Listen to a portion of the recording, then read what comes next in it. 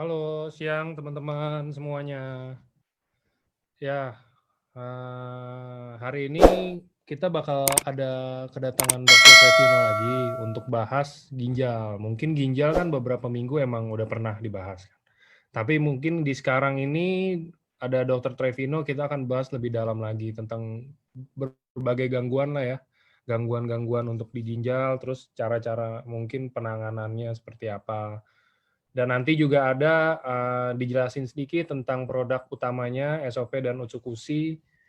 Jadi gimana apa korelasinya antara ginjal, mungkin nanti ada penyakit-penyakit yang tentang ginjal, apa korelasinya antara dua produk itu sih. Oke, langsung aja kalau gitu. Halo Dok. Halo, ya. Siap. Oke, ini masih. Oh iya, saya mau jelasin aja sih satu. Kayak biasa aja untuk nanti kalau ada yang mau tanya, nanti kan Dokter Trevino nanti akan buka sesi tanya jawab di akhir sesi nanti. Jadi kalau bisa tanyanya ya mendekati akhir lah. Jadi kan saya nggak nge-scroll sampai ke atas banget. Maksudnya takutnya ntar malah nggak kebaca gitu kan. Oke, ini Arema hadir, siap Pak Luki. Oke, semuanya. Oke, mau langsung mulai aja ya Dok ya. Saya langsung share. Oke, silakan semua, saya persilakan waktu dan semuanya buat Dokter Trevino. Silakan Dok. Baik, selamat siang Bapak Ibu semua. Selamat berjumpa lagi dengan saya Trevino Pakasi. Ini saya juga dari rumah, jadi mohon maaf kalau ada distorsi suara-suara ya. Tapi sedapat mungkin kita konsentrasi sehingga kita bisa memetik sesuatu. Saya senang selalu kalau ketemu dengan Bapak Ibu karena partisipannya biasanya cukup banyak juga, dan ini juga sebenarnya waktu-waktu yang sulit ya karena jam tidur hari Sabtu, tapi Bapak Ibu tetap bisa hadir dan bisa mengikuti acara ini. Oke, tadi sudah sempat sedikit diperkenalkan ya bahwa saya akan membawakan topik mengenai ginjal. Tapi sebelum masuk lebih jauh, saya ingin cerita sedikit dulu tentang diri saya sendiri. Jadi saya selain bekerja di AFC ini sebagai medical expert, saya juga sehari-hari berpraktek sebagai dokter praktek umum atau dokter keluarga dan mengajar juga di UI. Jadi kami di kedokteran keluarga, kami juga sangat mengutamakan holistic care. Di dalam holistic care itu sebenarnya yang kami usung adalah bagaimana seseorang itu bisa sehat dan tetap sehat atau dari sakit menjadi sembuh, karena banyak hal, selalu ada banyak faktor. Jadi tidak semua bergantung di kedokteran barat. Belief orang, happiness, dan juga banyak temuan-temuan dari kedokteran timur juga sebenarnya bisa mendukung terjadinya proses penyembuhan. Karena itu memang saya bergabung di sini lebih banyak juga karena saya melihat ada sainsnya ya. Kalau Bapak Ibu tahu AFC Life Science ya, ada sains kehidupan di dalamnya, dan dari mana saya juga bisa mendorong pasien-pasien yang sering chatting setelah menggunakan SOP atau Utsukushi, mendorong mereka untuk juga meningkatkan ya, kesembuhan, imunitas dan sebagainya. Dari produk ini bukan berarti karena produk ini dibuktikan secara Western medicine, tetapi ada juga kemampuan-kemampuan lain di luar dari fungsi obat dan sebagainya. Baik, pada hari ini saya diminta oleh Pak Niko untuk membawakan topik mengenai ginjal. Lanjut. Next. Ya. Nah, umumnya yang paling berbahaya atau paling kita hindari yaitu penyakit gagal ginjal kronis karena bisa menimbulkan kematian. Jadi data itu kalau di Indonesia dari riset kesehatannya Kementerian Kesehatan tahun 2018 ditemukan 3,8%. Berarti kalau ada 100 orang berkumpul, kira-kira 4 orang itu gagal ginjal kronis ya, atau sakit ginjal yang kronis. Kalau dari 500 orang, berarti ya sekitar 20 orang nih di antara kita barangkali ya. Tapi mudah-mudahan kita semua adalah yang sehat. Lanjut, next. Nah ini gambarnya ya, riset yang dibuat oleh pemerintah 3,8%. Jadi kalau Bapak Ibu lihat itu ada dot warna merah 3,8 itu adalah temuan tahun 2018. Tapi kalau yang warna biru itu adalah temuan yang 2013.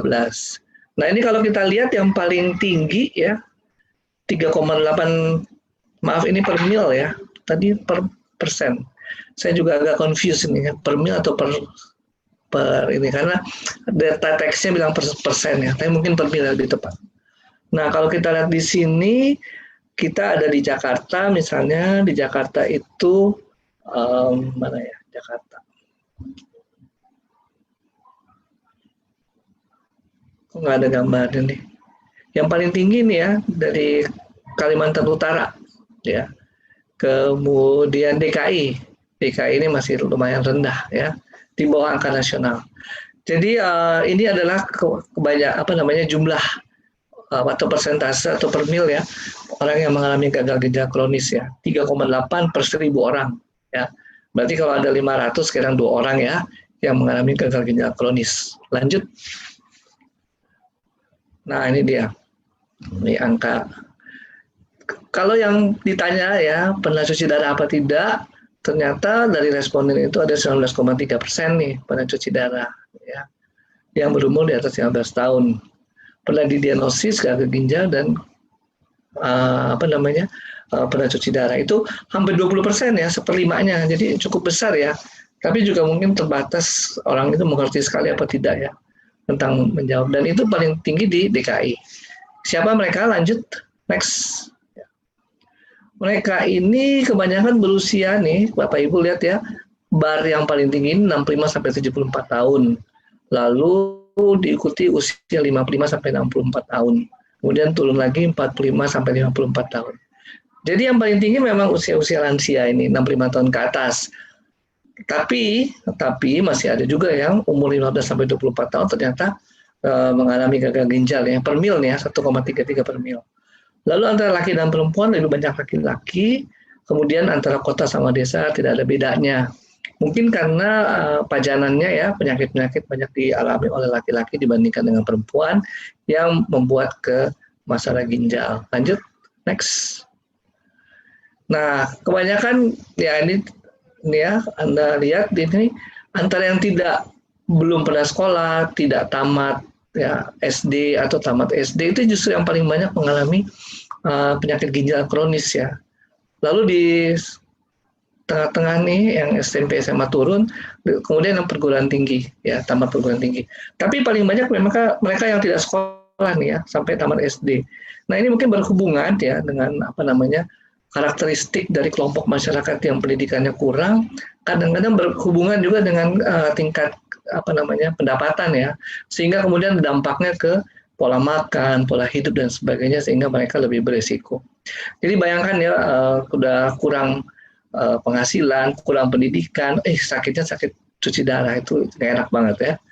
Kemudian ini juga bisa kita lihat di sini, paling banyak orang yang tidak bekerja, kemudian petani buruh ya, diikuti PNS ya, terus nelayan ya, turun ya. Dan ini mungkin juga berkaitan dengan, jadi tingkat pendidikan biasanya berkaitan dengan pekerjaan dan kemampuan finansial seseorang untuk melakukan macam-macam ya. Artinya kalau sakit ya bisa ditreatment sebelum menjadi parah menuju gagal ginjal kronis. Next.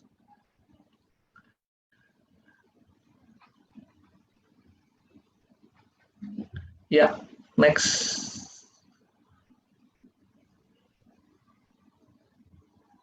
Oke, sebentar dok. Iya.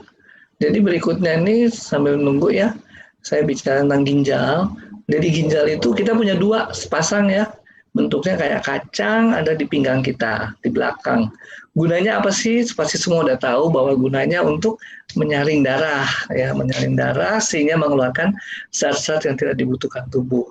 Lalu keluar dalam bentuk urin. Jadi disebutnya sebagai organ ekskresi X untuk mengeluarkan ya, mengeluarkan apa-apa yang tidak dibutuhkan tubuh. Antara lain juga usus mengeluarkan apa-apa yang tidak dibutuhkan tubuh. Tapi ada juga yang penting dari peran ginjal.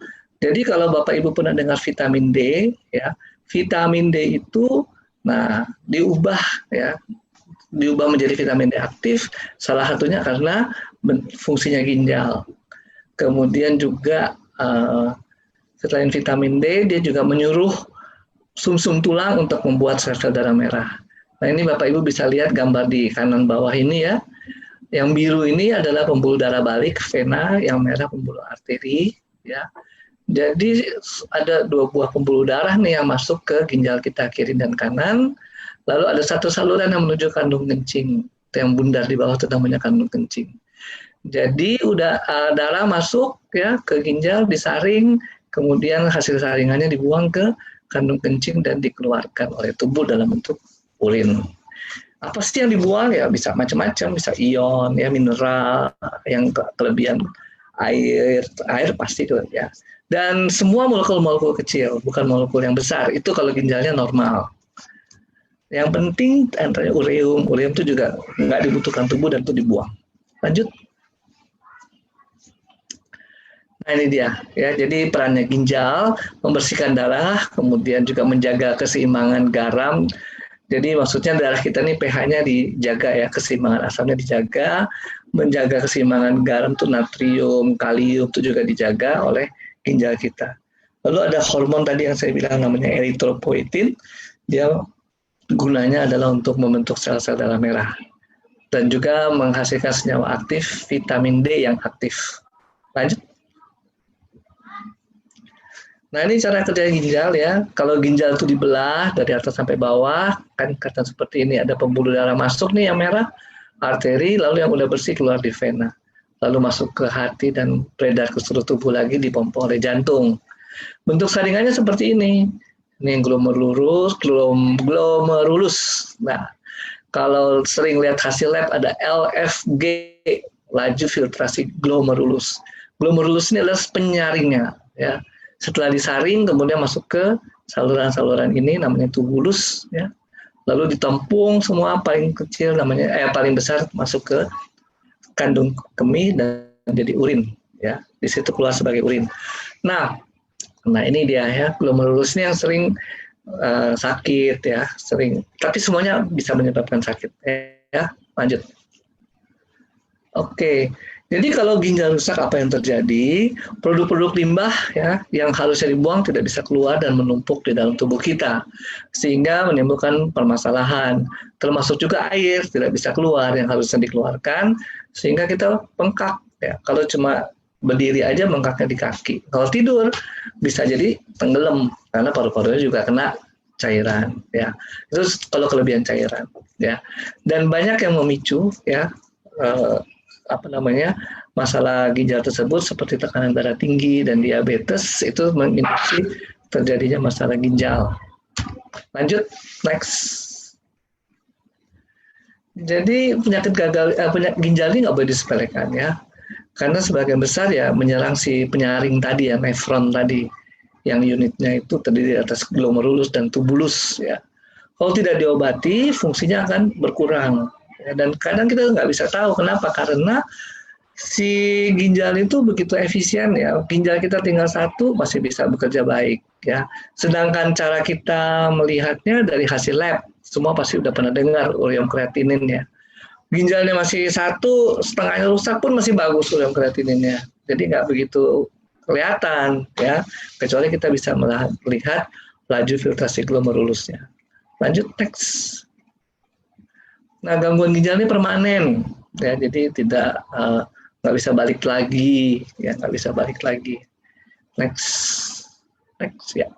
Nah, disebut penyakit gagal ginjal kronis, ya.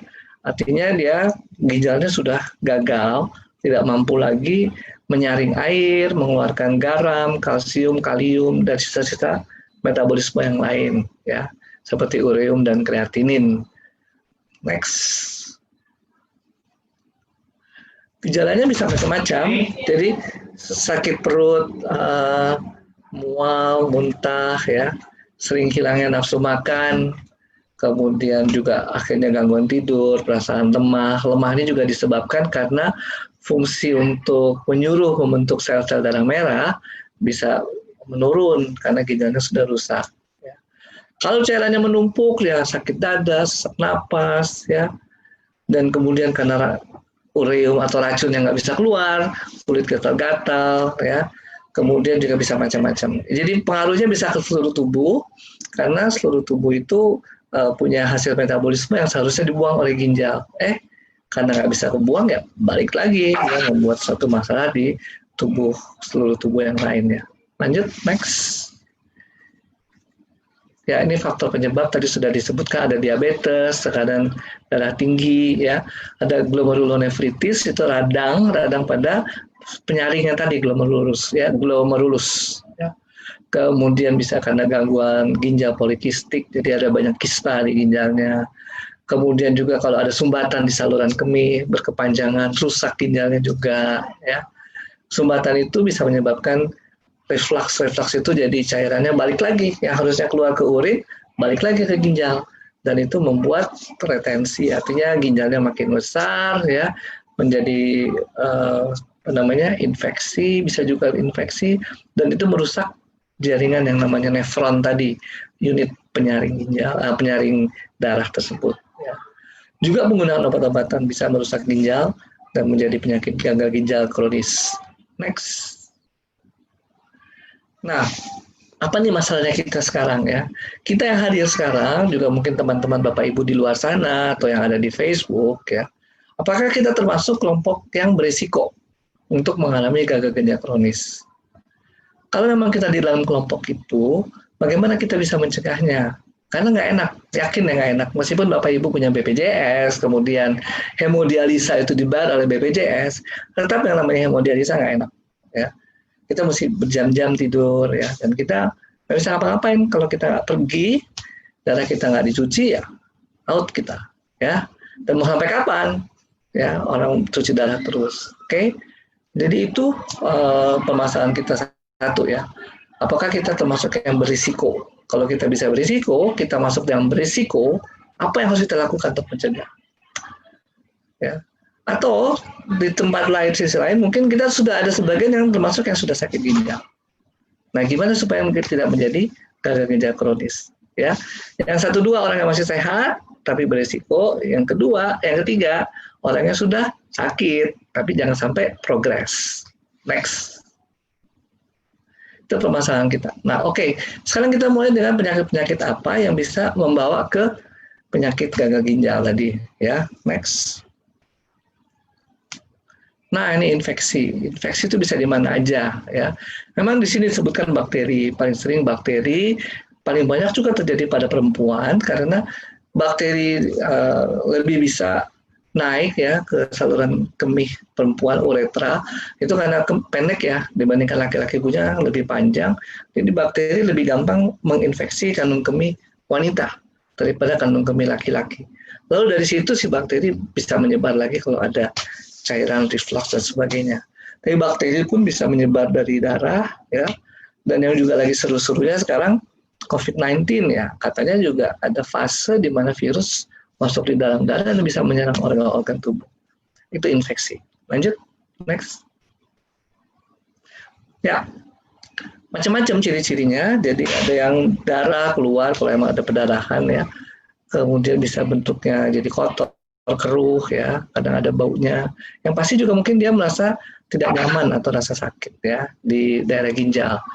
Kalau kita mengalami infeksi, umumnya kita akan merasa demam, ya, kemudian ya menggigil. Jadi itu gejala umum lah, ya, nggak ada yang spesifik sebenarnya.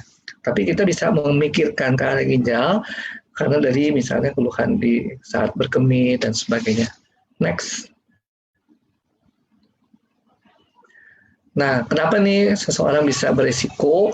Tadi, ya, sudah disebutkan wanita, juga ada kondisi bawaan lahir, misalnya kalau saluran kemihnya itu uretra, ya, itu pendek barangkali atau punya lokus-lokus, punya tempat-tempat yang bisa menampung urin dan terinfeksi.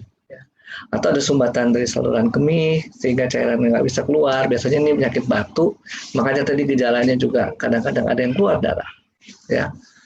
Nah, ini adalah faktor-faktor risiko, termasuk di dalamnya adalah kekebalan tubuh yang menurun, karena itu berarti dia mudah terinfeksi, atau sakit prostatnya, ya, itu juga menambah retensi, ya, artinya cairan urin bisa berkumpul, ya. Oke, termasuk pemakaian kateter jangka panjang pun bisa berisiko timbul atau namanya penyakit infeksi pada ginjal dan saluran kemih. Lanjut, next. Ya, kalau lebih parah lagi bisa jadi abses. Jadi abses itu bisul ya, bisul yang apa namanya? Bisul pada ginjal. Oke, maaf ada distorsi. Ya, oke. Nah, abses ini juga sama terdiri dari infeksi dan kemudian menimbulkan lubang ya, rongga seperti kita bisul lah ya. Dan itu terjadinya di dalam ginjal. Next. Nah, itu juga gejalanya sama, gejala-gejala infeksi ya. Dan kalau lama bisa terjadi penurunan berat badan dan merasa tidak nyaman. Jadi sebenarnya infeksi ya hampir semua sama ya. Gejala-gejalanya ada demam lah, tidak nafsu makan. Kemudian tergantung lokasinya. Kalau lokasinya di saluran kemih ya berkemihnya sakit atau nyerinya di sekitar situ ya. Itu semua adalah infeksi ya. Next. Kemudian sama nih ya penyebabnya bisa karena abses ya, ada infeksi dari jamur ya. Oke, next. Nah, kemudian kita bicara penyakit berikutnya tadi infeksi, yang kedua batu ginjal ya. Jadi batu ginjal ini adalah endapan keras ya, endapan dari apa yang disaring oleh ginjal, kemudian dia endapan itu membentuk batu ya, karena dia peristiwa-peristiwa metabolisme di dalam ginjal tersebut sehingga dia mengendap dan menimbulkan batu. Bisa bermacam-macam ukurannya, bentuknya juga bermacam-macam ya, bahan dasarnya pun bermacam-macam. Tapi intinya ada batu, dan batu ini bisa menyebabkan iritasi ya atau luka ya kalau dia lewat di saluran kemih, atau bahkan kalau enggak ya nyumbat ya, apalagi kalau dia cukup besar sehingga kemudian menghambat aliran urin, dia nyumbat di situ. Itu juga bisa terjadi pada orang yang mengalami batu ginjal. Next. Nah, sama gejalanya juga sakit pinggang ya. Kemudian bisa juga menjalar sampai ke paha, selangkangan ya. Kemudian yang cukup mengarahkan ke arah diagnosis kalau kita ketemu darah. Tapi darah itu kadang-kadang nggak kelihatan ya kalau sangat sedikit. Ketika masuk di dalam cairan urin, darah tersebut ya udah hanya mewarnai tapi sedikit saja kalau dia cuma sedikit ya darahnya. Kembali lagi orang juga bisa merasa nyeri dan kemudian mual dan muntah-muntah.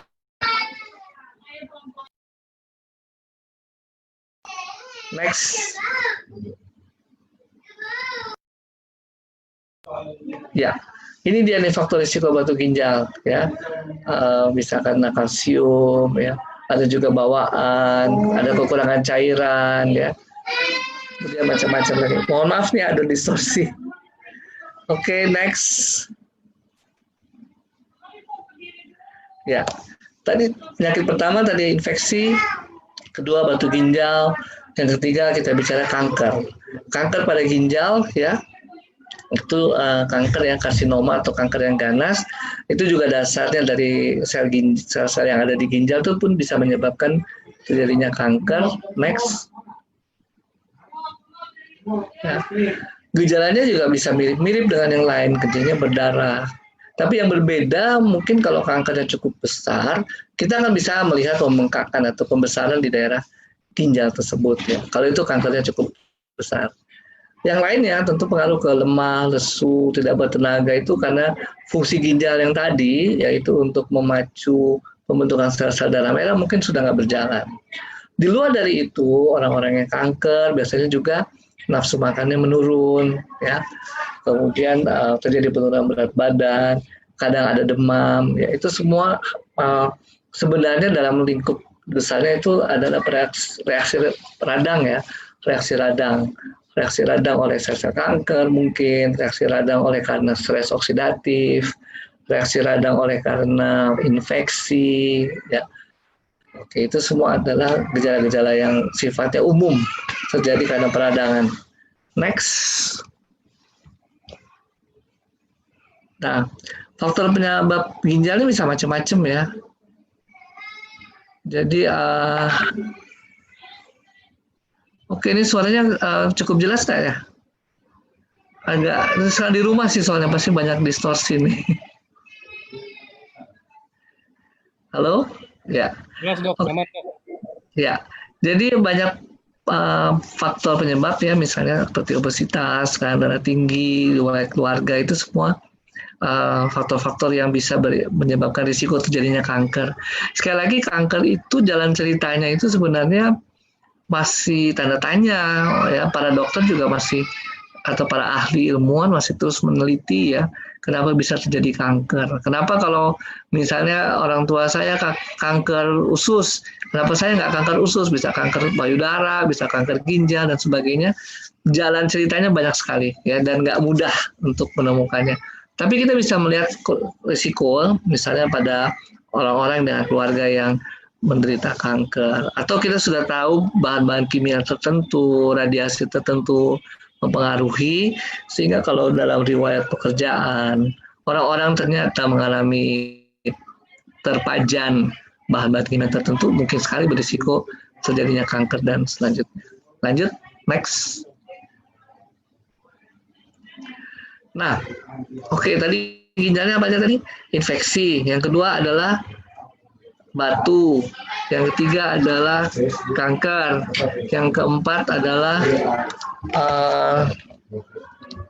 ini yang kelima ya, ginjal polikistik. Ginjal polikistik ini artinya terdapat banyak kista di dalam ginjal. Jadi ginjal ini bisa mengalami kista, itu adalah rongga yang isinya cairan, dan rongganya itu memang nggak boleh ada di situ. Dan ginjal itu bisa mengalami timbul banyak rongga. Mungkin kalau Bapak Ibu pernah ada yang tumor jinak di kulit, bilang ada kistanya. Nah, ini sama seperti itu, cuma kejadiannya dalam ginjal. Next. Next, Pak. Next. Ya. Gejalanya bisa macam-macam ya. Tentang juga kalau terlalu besar bisa nyeri ya. Kemudian bisa buang air terganggu dan sebagainya. Hampir sama, karena kejadian gejala itu adalah kalau terjadi di di organ ya, timbulnya gejala sesuai dengan organnya. Kalau di paru-paru ya pasti batuk, pilek ya, sama seperti itu. Kalau di ginjal ya pasti keluhan yang nyeri di pinggang, kencingnya terganggu dan sebagainya. Next. Ya. Nah, ada yang menyebabnya adalah genetik nih ya. Jadi karena genetik, jadi bisa terinduksi lah terjadinya itu. Jadi udah bawaan. Bawaan itu genetik, nggak semua akan jadi, tapi ada yang bisa jadi. Jadi kalau kayak saya misalnya punya bawaan sakit diabetes, belum tentu saya akan jadi diabetes. Tapi saya bisa jadi diabetes kalau terinduksi. Nah, kira-kira genetik seperti itu. Jadi polikistik ginjal ini juga bisa terjadi tentu selain karena pengaruh genetik, tapi juga pengaruh lingkungannya. Next. Nah, kalau sudah sakit ginjal, apa sih yang bisa terjadi? Kemudian komplikasinya apa? Next. Nah, yang pertama ini uremia. Jadi tadi kita sudah membahas bahwa si ginjal ini fungsinya menyaring metabolisme ya, hasil-hasil dari pengelolaan tubuh yang tidak bermanfaat. Salah satunya adalah ureum. Jadi dibuang. Jadi kalau ureumnya nggak bisa keluar, numpuk di darah, namanya uremia. Nah, itu bisa menjadi racun ya kemana-mana, karena ureum itu juga mempengaruhi saraf kita, susunan saraf kita. Orang bisa sampai penurunan kesadaran. Next. Ya. Mulai dari yang ringan-ringan, mungkin mual dan muntah, nggak nafsu makan, ya. Akhirnya sampai kepada sakit kepala, ya. Dan biasanya nih orang yang seperti ini memang fungsi ginjalnya sudah rusak, sehingga cairan tidak bisa keluar. Dengan demikian dia juga mengalami keluhan-keluhan, misalnya karena penumpukan cairan di saluran nafas. Ya. Dan kemudian dengan ureum sendiri yang mempengaruhi susunan saraf pusat kita, sehingga ada perubahan-perubahan kondisi mental dan sebagainya. Dan sampai penurunan kesadaran, bahkan bisa sampai koma dan terjadi kematian. Next. Nah, ini dia ya penyebab uremia, produksinya misalnya meningkat. Tapi kalau produksi meningkat, ginjalnya masih bagus, tentu dia harusnya bisa mengimbangi ya. Jadi dia tidak akan terjadi uremia. Kita banyak protein, memang ureumnya juga tinggi ya. Tapi sekali lagi kalau fungsi ginjal masih bagus, tentu bisa diimbangi. Terus meningkatnya pemecahan protein, misalnya kalau kita kekurangan makan, lama-lama nanti protein kita dalam tubuh kita yang dipecah. Itu juga meningkatkan ureum.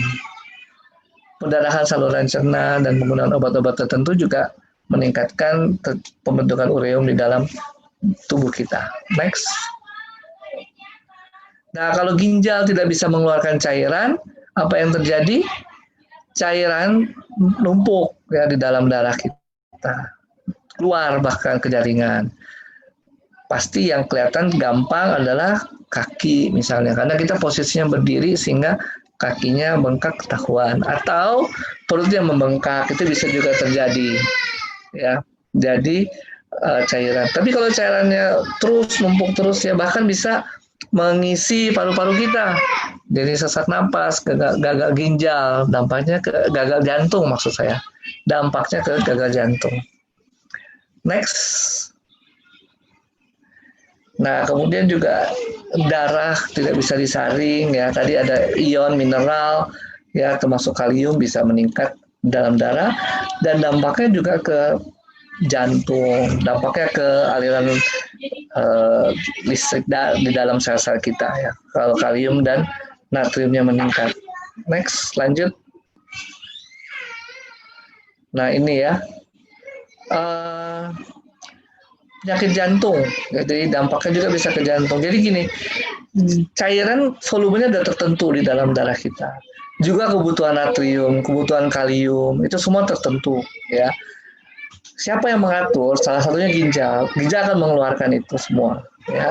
Kalau ginjal kemudian tidak berfungsi baik, cairannya bertumpuk di dalam darah, akibatnya apa nih? Jantung jadi terlalu berat bebannya, sehingga berdampak ke kardiovaskular.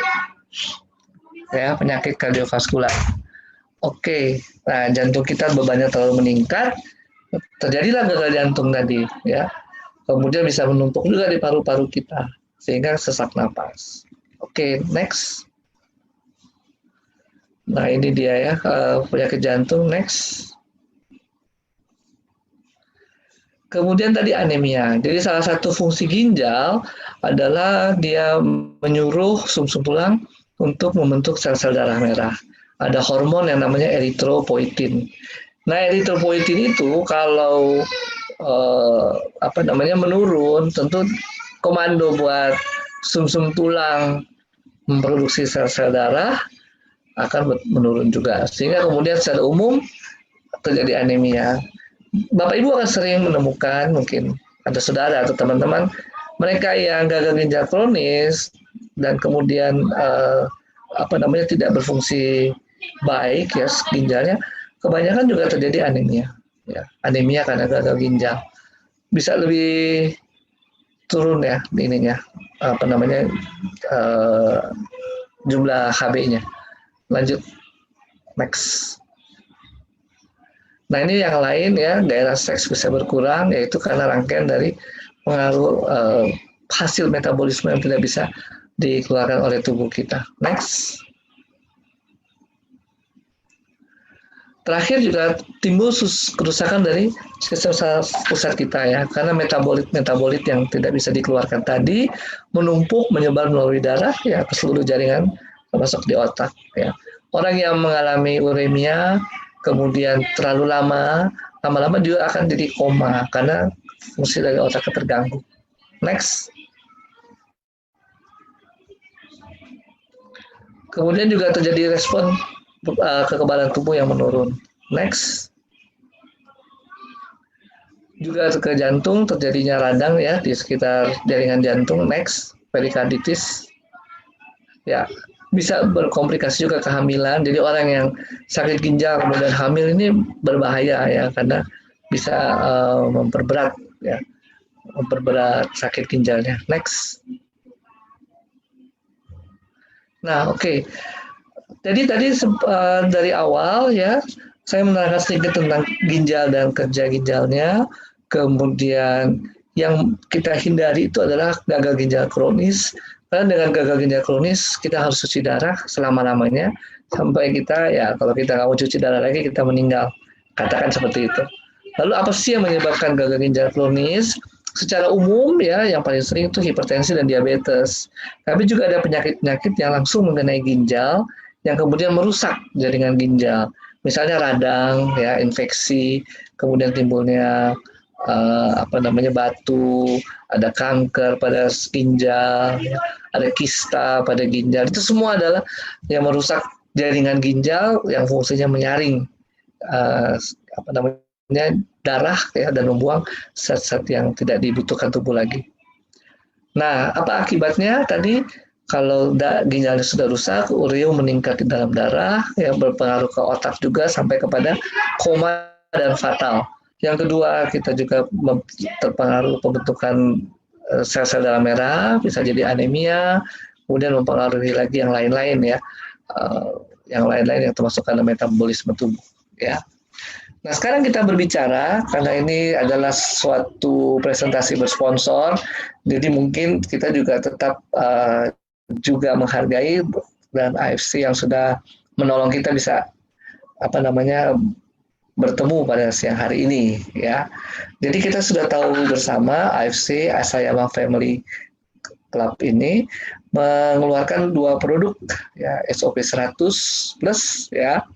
Jadi kalau Anda tahu isinya adalah peptide ya, salmon ovary peptide. Peptide itu adalah protein kecil. Dan ini sering ditanya nih, karena pada orang yang sakit gagal ginjal kan sering dihindari ya protein. Lanjut, next. Oke, jadi tadi kita sudah pelajari bahwa komplikasi dari sakit gagal ginjal ini adalah imunitas juga bisa menurun, sehingga dengan SOP 100 ini imunitas ditingkatkan kembali ya, dengan cara regenerasi sel, dengan memperbaiki juga sel-sel ginjal dan sel-sel di sumsum tulang. Nah, itu adalah salah satu fungsinya. Next. Kemudian SOP 100 plus ini mempunyai paten nomor 2, yaitu memperbaiki sirkulasi darah. Jadi yang kita ketahui bahwa memang pembuluh darah itu bisa mengalami kerusakan-kerusakan, antara lain seperti aterosklerosis, jadi pembentukan lemak ya, atau zat-zat keping darah, trombosis berkumpul ya, beragregasi, itu juga menyumbat. Nah, si SOP 100 ini mempunyai paten untuk memperbaiki sirkulasi darah. Nah, sirkulasi darah salah satunya juga mempengaruhi ginjal. Itu juga mempengaruhi laju filtrasi dari glomerulus kita ya, glomerulus kita, sehingga kemudian kalau itu terganggu dan bisa menyebabkan gangguan ginjal ya, dan ketika SOP 100 ini kita konsumsi, nah itu bisa membersihkan atau membantu supaya sirkulasi mikro, sirkulasi kecil di dalam ginjal bisa diperbaiki. Lanjut, next. Nah, produk kedua juga yang sudah di-launching dari tahun lalu adalah Utsukushi. Ya, Utsukushi ini menarik, next, karena next ya, dia ini dari DNA, DNA salmon. Kalau tadi peptida itu protein kecil. Dua-duanya bukan obat, dua-duanya adalah nutrisi. Kalau SOP kita usung adalah regenerasi sel, ya, dia menginduksi regenerasi sel. Nah, regenerasi sel berarti sel memperbanyak diri. Memperbanyak diri dengan cara membelah diri, ya. Tentu kalau dia memperbanyak diri, membelah diri perlu bahan dasar yang lain, perlu asam amino, perlu juga DNA. Makanya sering kalau saya pada yang bertanya, tentu saya menganjurkan dari 2 komposisi itu harus selalu bersama-samaan, SOP maupun Utsukushi. Ya. Karena tidak mungkin kita bisa memaksa sel kita membelah diri tanpa kita menyediakan bahan bakunya. ya. Dan usus gusi ini selain salmon DNA, ada 11 ingredient aktif lainnya. Next. Nah, ini yang terkenal ya adalah fukoidan. Fukoidan dari tanaman atau dari tumbuhan yang namanya Takara kombu. Fukoidan itu adalah polisakarida. Polisakarida artinya gula-gula kecil yang berkumpul jadi besar. Ya. Karbohidrat itu adalah polisakarida. Jadi gula-gula kecil ya. Kalau kita lihat gula pasir itu gula kecil ya. Buah itu juga gula yang kecil, gula sederhana. Mereka bisa berkumpul jadi besar, namanya polisakarida. Salah satu polisakarida yang punya efek terapeutik, ya meskipun kita nggak bilang obat, tapi punya efek membantu terapi, namanya fukoidan. Fukoidan itu banyak yang produksi, tumbuhan manapun banyak yang produksi, tapi yang diambil di sini adalah dari seaweed. Seaweed itu adalah ganggang, ya, rumput laut yang disebut dengan nama Takara kombu. Hidupnya di laut utara Jepang, laut utara Hokkaido. Ya. Si Takara kombu ini, ya kalau Bapak Ibu iseng aja browsing di tempatnya kedokteran, di jurnal-jurnal kedokteran, sudah banyak yang mengulas ya, efek-efeknya.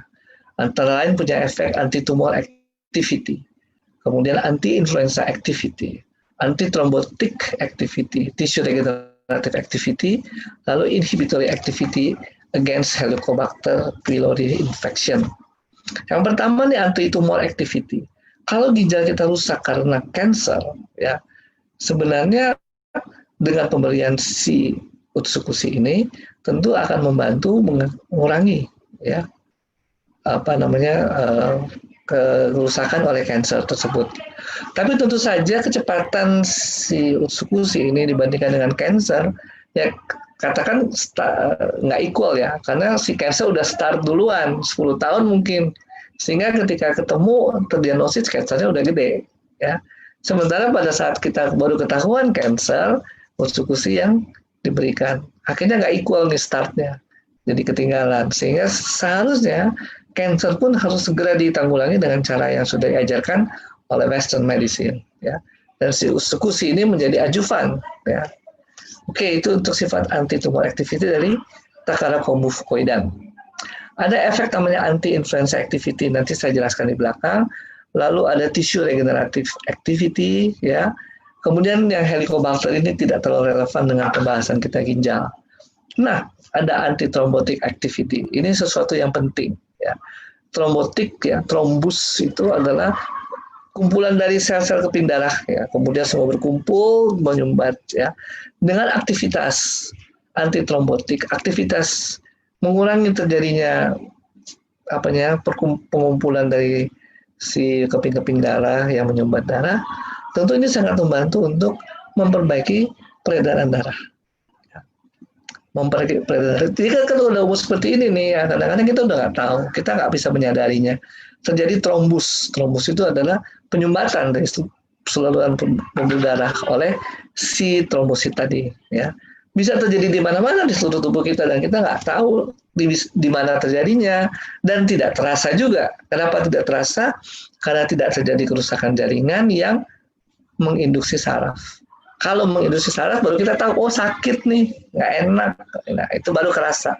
Itu kalau nggak kena saraf, ya kita nggak tahu apa-apa. Dan itu dari sekian ribu kilometer pembuluh darah kita, di mana ada trombus ya nggak ada yang tahu ya di mana. Bisa aja di otak, bisa di jantung, itu yang besar-besar ya, yang penting untuk kehidupan. Nah, jadi penting ternyata setelah kita mempelajari persis ya fukoidan ini, kalau kita berikan ya itu membantu memberikan efek antitrombotik ya di seluruh pembuluh darah kita. Lanjut, next. Nah, ini dia ya. Jadi kalau Anda lihat di sini, ini pembuluh darah. Kalau terjadi trombus, terjadi penyempitan.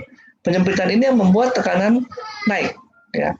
Seperti sama kalau kita pernah nyiram tanaman dengan selang ya. Kalau selangnya kita persempit, ujungnya tekanannya akan naik ya, lebih tinggi. Kira-kira sama seperti itu mekanismenya dengan adanya trombus.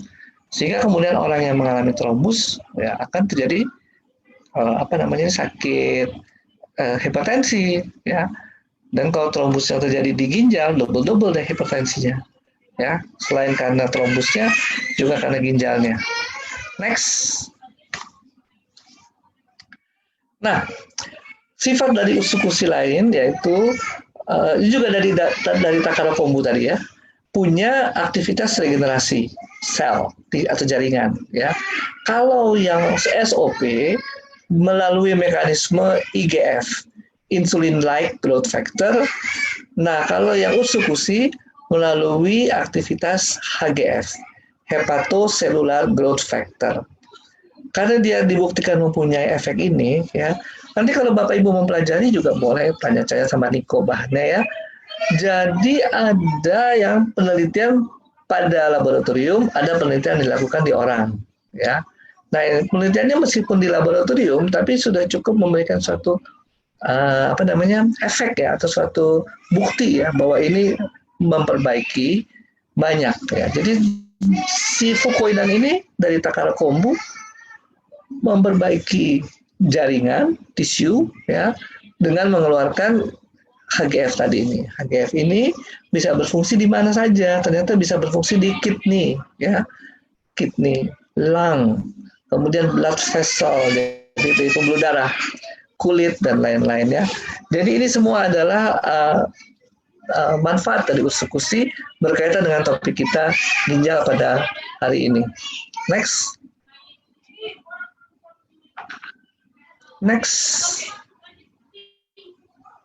Ya, mundur ke belakang satu. Ya, oke. Nah, saya secara khusus mau membahas COVID-19 ya. COVID-19 ini penyakit yang disebabkan oleh SARS-CoV-2 nama virusnya. Ini sebenarnya juga kita masih belum tahu ya, virus ini terlalu banyak ya publikasi yang dalam waktu sempit ini. Dan ada yang sifatnya hanya laporan kasus, ada yang sifatnya penelitian, dan segitu banyak ya. Tapi orang mencurigai memang si virus ini bisa masuk ya sampai ke dalam darah ya. Kenapa? Jadi infeksi ini ya, infeksi akut ya, masuk saluran nafas. Kalau dia menebeng partikel polutan dengan ukuran kecil, kurang dari 2,5 meter, 2,5 mikron, dia langsung menyebar masuk ke dalam alveolus, tempat pertukaran udara kita. Jadi bukan hanya di saluran nafas, tapi juga di tempat pertukaran oksigen. Bapak Ibu ini mohon maaf ya, ini saya dari rumah, jadi mungkin banyak distorsi ya. Saya juga nggak bisa menghentikan distorsi dan ini. Mohon maaf nih kalau suaranya nggak begitu bagus ya. Masih jadi kembali, cuman ya ada suara-suara kayak di rumah aja gitu, normal sih itu sebenarnya. Iya, ada yang nangis nih anak kecil, jadi repot juga suruh bujuk-bujuknya. Nggak apa-apa, masih jelas kok. Oke, jadi virus itu bisa masuk ke dalam darah dan viremia. Kalau terjadi viremia itu masih dugaan-dugaan semua, tapi artinya meskipun dugaan ada laporan kasus ya. Sehingga kalau dia masuk ke dalam darah, yang menyerang seluruh organ tubuh semua bisa berisiko termasuk ginjal. Jadi kemudian sering dilaporkan, loh kok ini sakitnya COVID-19 kena di hati, kena di ginjal dan sebagainya. Apa sih yang terjadi ya? Di situ kadang kita juga melihat bahwa ginjal itu menjadi rusak karena terjadinya koagulasi. Itu banyak yang melaporkan seperti itu. Koagulasi itu jadi kayak trombus tadi itu membentuk sumbatan-sumbatan ya. Dan itu menyumbat ya sehingga terjadi gagal ginjal akut. Tapi juga orang yang diabetes pengaruh juga ke ginjalnya ya kalau dia kena COVID-19. Nah, jadi penting ya buat Bapak Ibu yang terutama kelompok berisiko atau bahkan sudah sakit diabetes, hipertensi dalam era COVID-19 ini menjaga imunitas dengan SOP tadi. SOP tadi selain regenerasi sel, jadi sel-sel yang rusak segera diregenerasi, ada antioksidan. Antioksidan itu fungsinya adalah melawan stres oksidatif ya. Stres oksidatif itu stres yang disebabkan karena ya ada peradangan, ada kerusakan jaringan ya, kerusakan yang kemudian menimbulkan rantai ya, rusaknya dari satu sel terus 2 sel, pokoknya jadi rangkaiannya jadi makin besar. Stres oksidatif tersebut ya. Dan si SOP ini membantu. Kemudian usukusi juga meningkatkan imunitas melalui mekanisme NK cell, ya, natural killer cell. NK cell ini bagian dari limfosit. Bapak Ibu nggak akan bisa ketemu di dalam pemeriksaan darah. Tapi kalau kita lihat dalam pemeriksaan darah, limfosit, nah limfosit itu teman-temannya adalah NK sel, limfosit T dan limfosit B. Dan usukusi di dalam penelitian membantu untuk meningkatkan imunitas dari mekanisme NK sel ini. Ya, tadi juga telah kita pelajari bahwa usukusi membantu meningkatkan regenerasi sel dari hepatocellular growth factor (HGF). Next. Ya. Nah, ini sering ditanya nih kalau udah sakit COVID-19 mau makan apa, mau minum apa, minum ini, minum itu, boleh apa nggak boleh apa enggak ya. Jadi sebenarnya kalau kita mau mengkonsumsi suplemen, kita harus ajarkan sama konsumen kita tujuannya mau ngapain dulu. Ya, namanya juga suplemen. Jadi suplemen menambah dari yang sudah ada. Yang sudah ada apa? Dari makanan kita tentu saja. Ya, mau nambah vitamin, mau nambah mineral, berarti kita beli vitamin, beli mineral. Mau itu produk natural atau produk yang dari pabrik, pokoknya isinya vitamin dan mineral. Mau tambahannya protein atau tambahannya antioksidan atau probiotik atau serat atau asam lemak. Asam lemak contohnya omega 3 ya. Nah, itu semua adalah tujuan dari mengkonsumsi suplemen. Kita menambah sesuatu dari luar karena kita kekurangan ya. Apa nih yang kekurangan misalnya? Kita kekurangan probiotik, imunitas kita nggak kompeten untuk melawan penyakit karena jarang dilatih. Kita makan probiotik. BAB kita nggak bagus, makan serat, ya. Atau kita membutuhkan banyak asam amino, tambah protein. Jadi selalu harus ditanya, ya, ketika orang mau mengkonsumsi apa sih yang diharapkan, ya. Lalu masalahnya harus sesuai. Kalau penyakit kita penyakit degeneratif, dikasih SOP atau eksekusi itu sesuai karena proses degenerasi itu ya bisa dilawan dengan antinya itu regenerasi. Proses degenerasi banyak terjadi karena karena misalnya polusi, ya, terjadi stres oksidatif. Maka kalau kita kasih SOP atau kasih usuk-usi itu benar karena ada antioksidan. Ya. Jadi kalau penyakit-penyakit degeneratif tentu kita bisa menyelesaikannya dan dibantu dengan usuk-usi maupun SOP. Tadi juga saya sempat singgung kondisi awal dari tiap orang berbeda-beda, nggak semua sama. Jadi kita harus yakin juga bahwa artinya bukan yakin, artinya gini, kita harus yakin bahwa itu membantu, tapi kita juga harus meyakinkan orang bahwa jangan meninggalkan apa yang sudah diberikan oleh dokter sekarang. Kenapa? Karena yang diberikan oleh dokter pada umumnya adalah obat. Obat dengan nutrisi beda. Obat itu langsung menuju sasarannya. Kalau nutrisi, seluruh tubuh kita mengkonsumsi.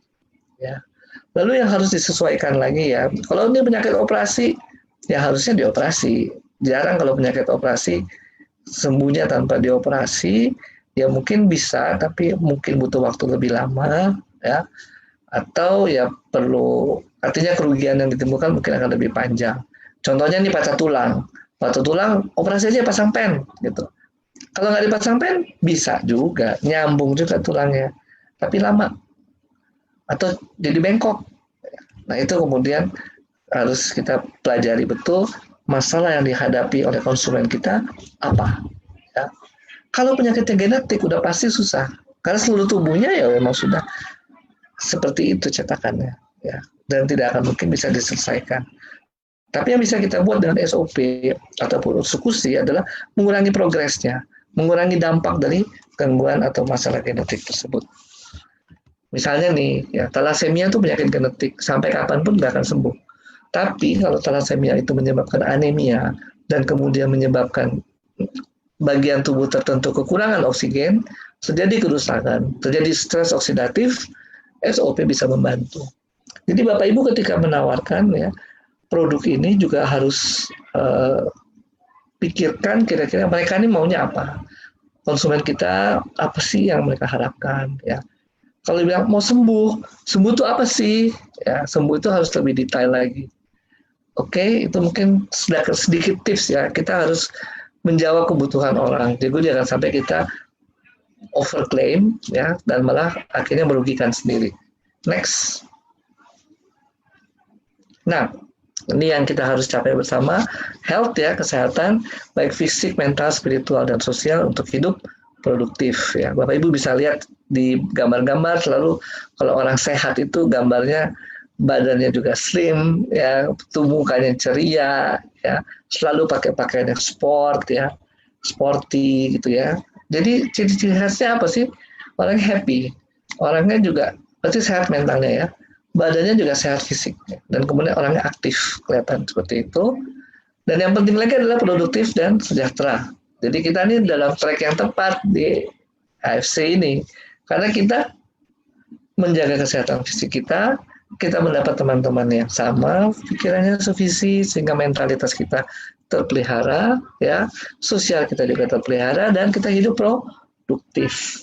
Ya. Karena kalau kita tiap hari dikasih selamat pagi, ya, konnichiwa, berarti kan kita produktif. Next. Oke, mungkin itu silakan Pak Angga di. Ya, tunggu sebentar dok, saya baca-baca pertanyaannya. Ini saya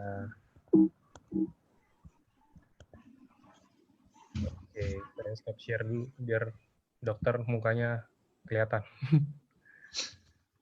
Oke, mulai nih saya scroll pertanyaan. Ini dok, ada yang nanya awalnya itu ada yang punya kreatininnya tinggi, apa bisa tanpa cuci darah dan hanya konsumsi SOP aja? Kalau bisa, berapa banyak perharinya dan apakah ada efek samping? Minumnya itu kombinasi atau SOP aja?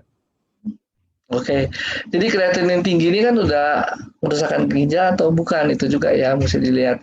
Tapi pastinya sih ada kerusakan ginjal ya karena kreatininnya tinggi. Harusnya kreatinin bisa dikendalikan juga oleh fungsi nefron tadi.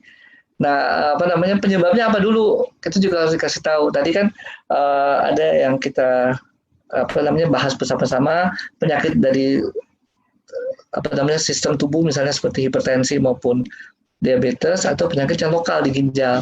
Itu harus dicari juga. Jadi jangan sampai itu neglected ya. Jadi katakan misalnya infeksi, ya mesti dikasih antibiotik karena itu menyelesaikan infeksi dengan antibiotik. Ya. Dan USU dan SOP fungsinya nutrisi, ya, jadi bukan antibiotik fungsinya. Jadi kalau sekarang pertanyaannya kreatinin tinggi, kemudian dikasih SOP sama USU, bisa ya, tapi ada tapinya, apa yang penyebabnya itu dicari juga, jangan kita kemudian hanya mengandalkan itu. Dalam arti begini, jadi kita akan memperbaiki jaringan dengan pemberian kedua produk SOP dan USU ini ya. Dengan perbaikan jaringan itu tentu ginjal fungsi nefronnya akan lebih baik ya, sehingga kreatinnya turun. Nah, hanya kita perlu waktu nih, nggak akan secepat itu kita konsumsi langsung baik ginjalnya. Ada waktu tuh ya. Makanya harus ketahui juga apa penyakit dasarnya dan treatment apa yang diberikan pada si orang ini. Oke, lanjut. Lanjut. Ini ada yang nanya kalau sakit pinggang tapi pas dicek darah hasilnya kolesterol dan asam urat, trigliserida dan SGPT-nya tinggi. Apa bisa ini mengarah ke ginjal, dok? Gimana kira-kira cara mencegahnya kalau emang beneran ke ginjal? Iya, secara ini mungkin ya secara teoritis kita bisa bilang mengarah ke ginjal kalau terjadi penyumbutan pembuluh darah ya, aterosklerosis karena produk-produk tadi ya, lemak tadi yang tinggi. Dan aterosklerosis itu kan bisa terjadi di semua pembuluh darah kita dimanapun juga, termasuk yang menuju ke ginjal. Kalau itu yang terjadi di situ, tentu terjadi kelainan ginjal. Kemudian gimana mencegahnya gitu ya pertanyaannya? Gimana mencegahnya? Kalau saya akan sarankan minum SOP aja dan USU ya. Sebelum kita tahu, mendingan kita minum aja terus ya, dan rutin. Artinya bukan mesti minum yang bagaimana, tapi dianjurkan sehari 2 kali, lanjut ikuti aja, karena itu yang membantu kita untuk memperbaiki peredaran darah kita, bisa memperbaiki imunitas kita dari pemberian SOP dan USU. Next, lanjut Pak. Nextnya, nih, yang dok mau tanya kalau udah pernah transplantasi ginjal, apakah diperbolehkan minum SOP dan Utsukushi atau hanya salah satunya? Kira-kira berapa banyak? Dan transplant itu boleh berapa lama start konsumsi setelah proses transplantasi itu, Dok? Oke, transplantasinya ini baru apa sudah lama nih ya, dan dikasih obat apa nih? Jadi isu utama sih dari transplantasi itu adalah reject ya. Reject dari tubuh kita menolak karena menganggap ini benda asing. Dan itu bisa terjadi kalau memang apa namanya sistem imunitas kita memang bagus ya, kompeten ya. Sehingga mungkin menimbulkan kekhawatiran seandainya kita minum produk-produk AFC ini akan menyebabkan imunitasnya jadi kompeten sehingga bisa melawan benda asing ini ya. Pada dasarnya sih ketika ginjal baru dimasukkan ke dalam tubuh kita, dokter pasti sudah menyesuaikan sesuai mungkin ya antara ginjal yang akan ditanamkan dengan diri kita sendiri. Tujuannya supaya sel imun tubuh kita nggak menganggap ini sebagai benda asing ya. Nah kemudian biasanya akan dikasih obat-obatan untuk menekan sistem imunitas kita ya, sehingga kemudian ya mungkin ada apa namanya efek-efek samping dari penekanan sistem imunitas tersebut. Tapi yang juga kita lihat kalau kita memberikan SOP atau memberikan apa namanya Utsukushi ya, yang lebih direct ya meningkatkan imunitas tubuh kita sebenarnya adalah Utsukushi. Tapi juga sebenarnya bukan untuk membuat antibodi yang mereject apa namanya virus, bakteri maupun benda asing. Ya, jadi maupun ginjal. Jadi si Utsukushi ini lebih meningkatkan jumlah leukosit kalau terlalu rendah. Kemudian dia juga tadi ya ada efek antitrombosit dan sebagainya. Tapi kalau orang khawatir ya saya sih akan sarankan SOP aja dulu. Karena SOP jelas meregenerasi sel. Jadi biar sel-sel tersebut terregenerasi dengan baik sehingga kemudian juga tubuh mulai mengenal ginjalnya, ginjal barunya. Di sisi yang lain, Utsukushi stop dulu karena dia meningkatkan imunitas tubuh. Takutnya nanti orang belum yakin terus minum padahal ada kondisi-kondisi lain yang mempengaruhi. Nah itu kondisi-kondisi lain itu kan kita nggak screening. Dalam pertanyaan ini kita nggak tahu apa ada kondisi lainnya itu. Nah itu yang kemudian salah kaprah malah jadi merugikan. Gitu ya Pak Angga ya? Oke, ya. Oke, ada lagi Dok, saya pasien HD yang sudah jalan 4 tahun dan saat ini tidak keluar air seni.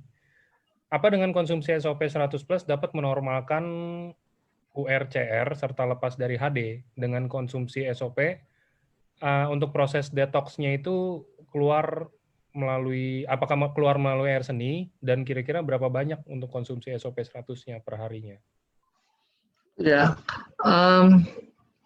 jadi untuk pasien HD ini memang pemberian SOP ini bagus ya untuk meningkatkan regenerasi sel.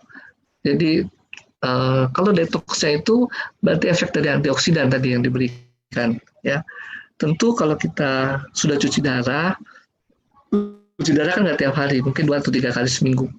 Ada periode di mana ada metabolisme ya yang jadi racun tapi nggak keluar pada saat itu, nunggu jadwal cuci darah berikutnya. Nah disitulah fungsi dari si SOP ini yang banyak mengandung antioksidan sehingga itu bisa mendukung, memperbaiki dan meningkatkan penyembuhan seseorang. Dosisnya sebenarnya kalau dosis yang kan cuma 2 kali 1 ya, itu untuk selama 6 bulan. Tapi kalau misalnya mau ditingkatkan, itu juga nggak masalah. Karena isinya kan asam-asam amino. Peptida itu kan asam-asam amino, jadi pasti dibutuhkan. Ya. Hanya nih, kalau sakit ginjal ini ceritanya ginjalnya bocor. Protein bisa keluar dari urin. Nah itu yang kemudian dalam tanda kutip ya kita pelajari dulu. Kalau protein keluar dari dalam urin, istilahnya ya, kan sayang ya. Kita makan SOP, asam amino, peptida gitu ya. Kita makan terus keluar dari urin. Sayang, jadi kita harus yakin dulu nih kondisinya ya. Bagaimana. Jadi tetap kita mulai dosisnya 2 kali 1 aja dulu. Gitu. Nanti terus periksa ini kali ya, apa namanya? Periksa urin, ada proteinnya apa tidak. Kalau ada proteinnya, nah itu mungkin harus kurangi aja dulu. Ya, 1 kali aja sehari SOP. Supaya nggak kebuang. Sayang kan kalau kebuang. Oke. Oke, nextnya ini masih nyambung yang tadi. Ya, SOP itu kan yang dokter bilang kan mengandung protein, Dok. Nah, ginjal itu kan nggak boleh terlalu banyak protein. Kira-kira aman nggak, Dok? ya. Bukan protein, tapi sebenarnya SOP itu isinya protein kecil, peptida. Ya, protein kecil.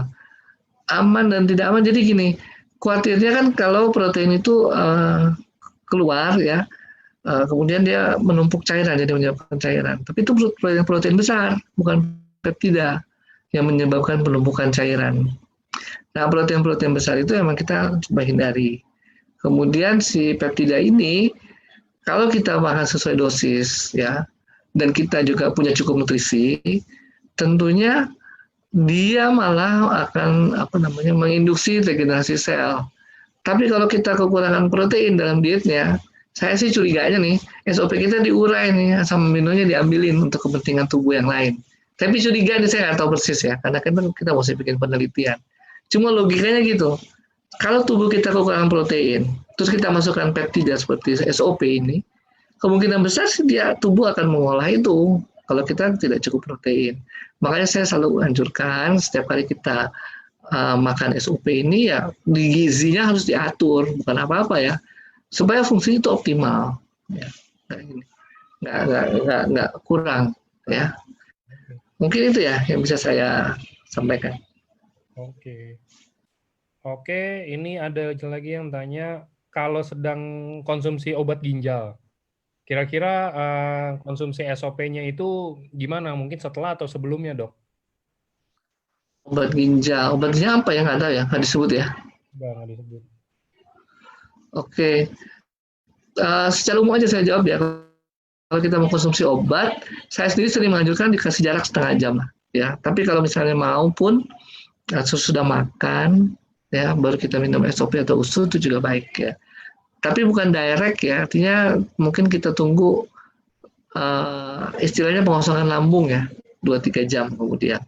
Nah itu baru kita bisa jawab kira-kira apa yang harus diberikan. Oke. Oke. Nah, terus, oh iya, ini pertanyaan tadi lagi barengan. Apakah dengan orang yang sakit ginjal sekaligus kena diabetes cukup konsumsi SOP aja atau lebih baik kombinasi, Dok?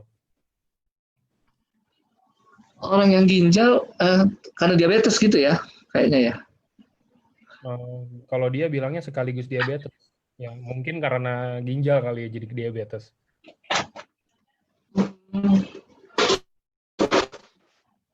Pertanyaan ulangi, kalau sakit ginjal gimana tadi? Apakah Dan orang diabetes? ginjal sekaligus diabetes cukup konsumsi SOP aja atau harus kombinasi, Dok? Kombinasi ini dengan usus ya, bukan dengan obatnya maksudnya ya. Ya. Jadi kalau dengan obatnya tetap harus ya. Udah itu udah nggak usah ditawar-tawar lagi ya. Karena kenapa? Karena kejadian dia diabetesnya itu pasti udah lebih lama daripada mengkonsumsi SOP. Jadi lebih baik tetap diminum juga. Kalau kombinasi dengan USU, tadi USU juga ada sifat regenerasi sel yang juga bagus untuk ginjal. Nah itu juga menjadikan alasan ya buat kita, apakah kita perlu ya perlulah ya dikombinasi. Yang lain lagi orang diabetes itu kan rentan dengan infeksi, sehingga dengan pemberian USU ini imunitasnya lebih kompeten lah, diharapkan seperti itu ya. NK selnya lebih jago ya untuk bisa berfungsi dengan seoptimal mungkin. Next. Oke.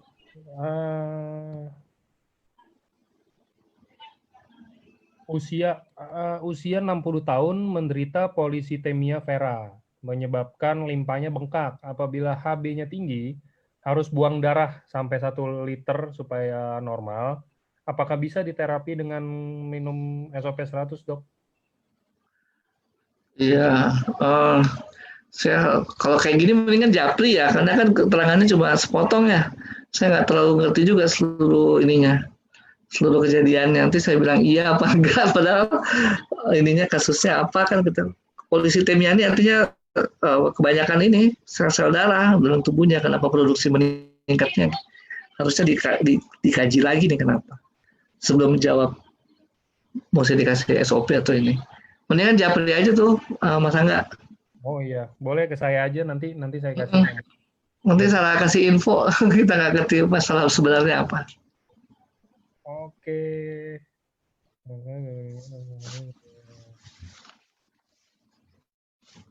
Kalau untuk batu empedu bisa terbantu nggak, Dok? Batu empedu, sebenarnya udah beda nih dengan batu ginjal ya. Oke, kayaknya pernah dibahas ya kapan ya. Jadi kita mengadakan SOP itu untuk perbaikan jaringan ya, kerusakan ya. Tetap namanya pengobatan operasi harus operasi. Gitu. Tapi sisanya karena pengaruh dari operasi tersebut perlu perbaikan jaringan. Nah, SOP itu bisa membantu. Oke.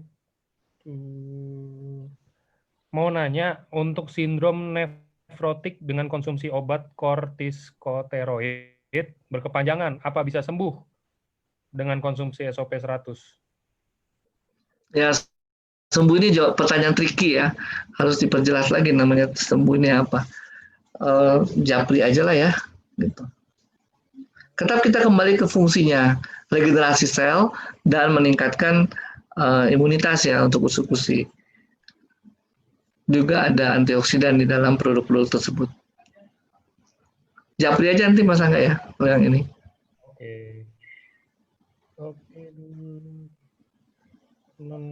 Bisa ada batu ginjal. Ini batu ginjal. Oh nih, apakah SOP atau Utsukushi bisa membantu orang yang sudah piansui? Piansui itu semacam kayak apa ya? Mati rasa atau mati suri gitu, setengah badan, kayak semacam stroke gitu, Dok. Sekitar 3-4 tahun. Penyebabnya diabetes dan pecahnya pembuluh darah di otak. Oh, stroke berarti ya? Kelumpuhan ya? Kelumpuhan setengah badan. Iya. Oke. Jadi sekarang ini orang juga sudah mulai berkembang ya pemikiran dalam dunia kedokteran. Kalau dulu dibilang stroke, kemudian kerusakan saraf itu tidak bisa diperbaiki, tapi sekarang ada istilah namanya neuroplastisitas. Jadi sel-sel saraf itu bisa menyembuhkan juga ya, bisa memperbaiki dirinya juga ya. Hanya takes time pastinya ya. Saya kasih ilustrasi seperti ini. Jadi satu saraf itu kan kabel listrik ya untuk berkomunikasi. Antara satu saraf dengan satu saraf lain berkomunikasi dengan cabang-cabangnya yang seperti cabang pohon itu. Kalau Anda lihat pohon dengan cabang-cabangnya seperti itu kira-kira gambaran sel saraf. Satu saraf itu berkomunikasi dengan 40.000 cabang pohon dan bercabang lagi seperti itu. Sehingga kalau dia harus membelah sel dan membuat kopinya, tentu akan lebih susah dibandingkan sel lemak misalnya. Ya, sel lemak yang cuma bulat-bulat gitu, ketika membelah diri ya bulat-bulat lagi ya lebih gampang daripada sel saraf. Artinya apa? Ketika kita memberikan SOP yang kita yakini meregenerasi sel saraf, kita membutuhkan waktu di situ. Membutuhkan juga nutrisi yang cukup. Karena SOP kita diharapkan maunya menginduksi regenerasi sel. Kalau kita nggak cukup protein, kayaknya si SOP-nya akan dipecah sama minumnya yang diambil untuk kebutuhan yang lain. Akhirnya nggak jadi nih fungsi yang kita harapkan sebagai SOP-nya. Ya. Jadi itu satu. Yang kedua, butuh waktu. Yang ketiga, namanya sel saraf harus dilatih tetap. Ya, saya kasih ilustrasi seperti ini. Bapak Ibu tahu susu protein tinggi ya, Elmen, dikasih ke orang-orang yang suka fitness, ya, dikasih gambar ototnya gede-gede. Itu orang kalau nggak pernah latihan fitness, minum Elmen terus ototnya jadi gede nggak? Pastinya enggak ya. Ya, dia jadi gendut malah ya, karena banyak protein jadi lemak semua ya. Nah itu sama seperti itu. Kita kasih SOP, tapi bagian yang rusak itu harus dilatih juga supaya itu merangsang terus sehingga saraf-sarafnya terbentuk. Ya. Sama kayak kita sekarang udah umur segini nih, saya umur hampir 50. Ya, kalau saya latihan bahasa Jepang, ya, atau saya latihan bahasa Mandarin yang tadi saya nggak pernah tahu, nah itu melatih sekali otak saya. Ya. supaya timbul jejaring-jejaring yang 40.000 jejaring tadi. Nah, itu kira-kira seperti itu. Harus dilatih. Oke, mudah-mudahan clear. Oke, next-nya ada ini sedikit nyimpang, tapi masih ada korelasi dengan Utsukushi. Gimana kalau seseorang kena hepatitis C, Dok? Apakah dengan konsumsi Utsukushi bisa membantu dan berapa banyak perharinya? Hepatitisnya karena dahulu pernah konsumsi narkoba dan alkohol. Ya, hepatitis C itu virus ya penyebabnya, virus yang namanya hepatitis C. Konsumsi narkoba itu hanya jalan masuknya. Kalau narkobanya melalui jarum suntik ya. Kalau dia bukan dari jarum suntik, enggak.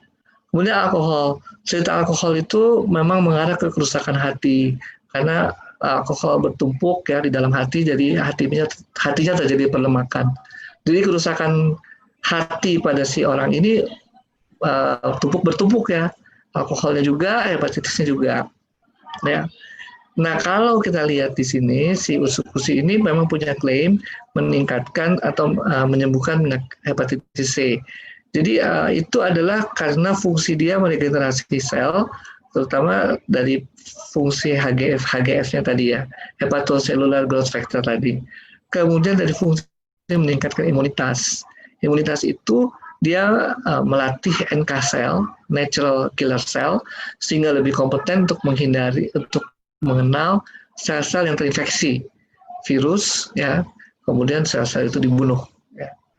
Nah, itu dua fungsi itu yang membantu mengatasi hepatitis C ya.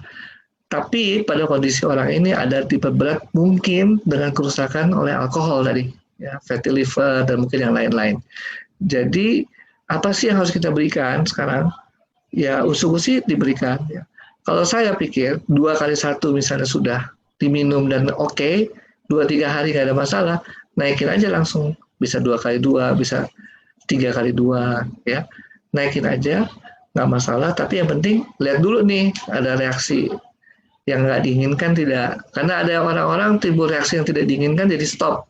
Padahal mungkin itu bukan reaksi jelek atau istilahnya detox ya yang sering dipakai.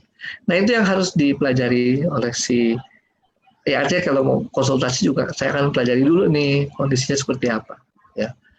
Lalu tadi Utsukushi dan yang kedua adalah SOP. SOP sekali lagi membantu regenerasi sel. Nah, itu juga yang bisa diusung untuk penyembuhan si kasus hepatitis C ini.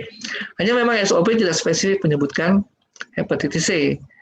Tidak sama dengan Utsukushi. Utsukushi di dalam report penelitiannya memang menyebutkan hepatitis C directly ya. Sejauh ilmu pengetahuan kedokteran barat sih sebenarnya nggak ada juga ya obat-obat yang benar-benar ini ya, vitamin hepatitis B, hepatitis C termasuk yang sulit ya. Jadi kalau saya pikir ya ada satu alternatif yang lain, silakan sebaiknya dicoba. Next. Oke, next-nya ada orang dengan gangguan ginjal stage 4 dan masih bisa buang air kecil tapi sedikit. Ada latar belakang background diabetes mellitus. Apakah dengan konsumsi SOP dapat mengembalikan kondisi ginjal hingga berangsur normal? Berapa lama dan berapa banyak yang harus diminum per hari? Sebaliknya, kalau pasien CKD stage 5 minum SOP, apakah masih diperbolehkan dan apakah bisa membantu menurunkan derajat kerusakan ginjal? Thank you. Oke, salah satu indikator sih memang kita periksa urin ya. Dalam urin itu ada protein atau tidak. Proteinnya, kalau proteinnya keluar kan berarti bocor ya, protein aja bisa keluar apalagi peptida. Kadang-kadang saya berpikir ya, dikasih apa nggak dikasih nih, karena kan kerugi juga ya. Kalau kita kasih SOP banyak-banyak, bocor malah kebuang semua di urin gitu ya. Itu salah satu concern-nya sebenarnya. Nah, gimana nih jembatannya supaya nggak terjadi hal-hal demikian? Jadi nomor satu mungkin kita cek juga ya albumin protein urin ada apa tidak. Yang kedua sebenarnya kalau ada kebocoran protein dan sebagainya kita bisa lihat dari badannya bengkak atau nggak bengkak. Itu juga sesuatu yang penting. Bengkaknya seluruh tubuh bukan cuma di kaki. Ya, kalau di kaki biasanya karena gravitas. Oke. Lalu cara pemberiannya tadi, makanya karena ini sesuatu yang apa namanya, nggak, kita harus hati-hati ya, jangan sampai bocor, terus buang juga nggak ada gunanya. Kasihnya 1 kali 1 atau 2 kali 1 sehari, baru kita periksa ya, ada perbaikan apa nggak ada perbaikan, kemudian juga urinnya, proteinnya naik apa tidak, itu juga sesuatu yang kita perhatikan, atau di darah terjadi perubahan-perubahan dari apa namanya, fungsi hati, fungsi ginjal. Nah, itu jadi indikator kita untuk melihat. Lalu kalau memang tidak ada permasalahan di situ, dosis bisa dinaikkan dan orang nggak ada keluhan, silahkan dinaikkan. Jadi itu bukan sesuatu yang seperti obat, kalau udah dosisnya sekian nggak boleh berubah lagi. Ini karena nutrisi, jadi kita boleh terus berinovasi, menambah apa namanya, dosis, bukan dosis ya, kebutuhan saset yang dibutuhkan. Gitu, kira-kira. Oke, next-nya ada, ini ada yang rada menyimpang juga, tapi masih ada korelasi dengan produk. Dok, mau tanya, gimana kalau yang menderita polip di rahim? Apakah bisa terbantu dengan SOP dan UTSU? Polipnya artinya gini ya, kasus-kasusnya saya mungkin harus tahu Japri juga ya, seperti apa. Cuma secara umum ya, penyakit-penyakit bedah, penyakit-penyakit genetik itu penyelesaiannya berbeda. Kalau SOP dan Utsukushi ini lebih cocok dengan penyakit-penyakit yang sifatnya degeneratif ya.